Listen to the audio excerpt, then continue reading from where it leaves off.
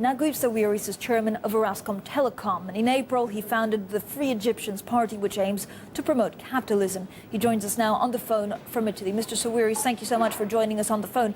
I just wanted to ask you, how crucial is this trial? It's very important that actually it appease the political rivalry so that the country can now move on and implement some very essential economic reforms. I think the trial is not going to solve all our problems. I mean, Egyptians have today mixed emotions about this trial.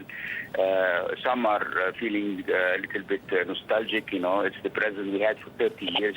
Seeing him humiliated like that is not everybody's wish.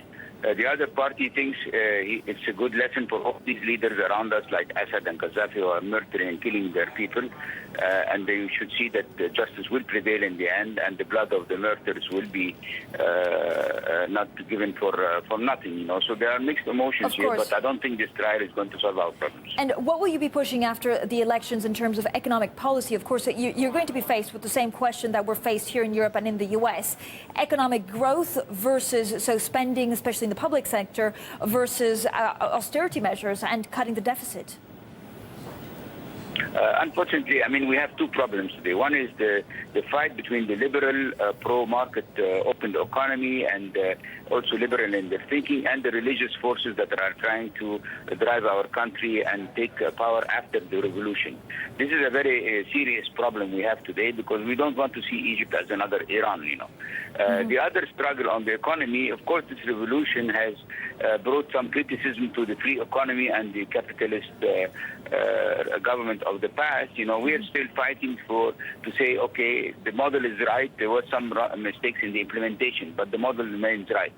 But what are the best ways to actually boost growth?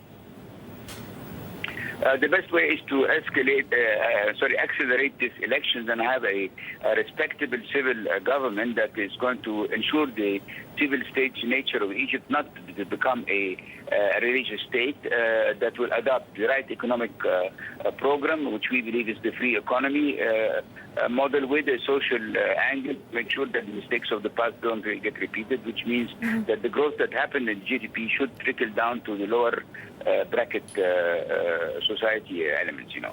And you have also said that you want to free more of your time for politics. Will you run for parliamentary elections, and who do you support as president? No, I'm not running for any position, nor am I trying to become even a leader of my own party. I'm trying just to create a party that will balance Egypt of the future against these religious tendencies we're seeing. We are seeing now people who have been involved in the assassination of President Sadat take the stage and become and claim to be heroes. You know, we're seeing extremists in power today. This is not something we are comfortable with. Mr. Sawiris, I want to ask you also about Italy. Now, you're at the moment in Rome. I know you have a lot of investments there, and you're chairman of Wind Telecoms. Are you concerned about this contagion fears, the fact that actually yields on 10-year Italian bonds keep on creeping up to that ever-worrying 7% level? I have I've dealt with Minister Tremonti, and I have met him a couple of times. He is a maestro. I don't think he will let go on the situation in Italy. I'm not so pessimistic like everybody else. You know, it's a strong economy, and it has been managed carefully till now. And I'm sure this is just a little bit of a hype. You know, so I'm not that worried. Even if it's a strong economy, will it have to ask for a bailout from the European Union? I don't think it will come to that. All right, Mr. Naguib Sawiris, thank you so much for your time, the chairman there of Orascom Telecom.